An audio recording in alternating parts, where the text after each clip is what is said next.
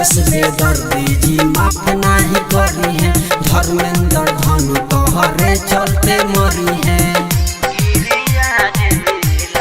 हाँ हाँ सूर्यस बेदर्दी जी माफ नहीं करी है, धर्मेंद्र धनु तोहरे चलते मरी है। चेहरा भइल मोर उदास हो, चेहरा भइल मोर उदास, तोहरे चलते एहू दीवाना के गिरिया जिलास, तोहरे चलते एहू दीवाना के गिरिया जिलास।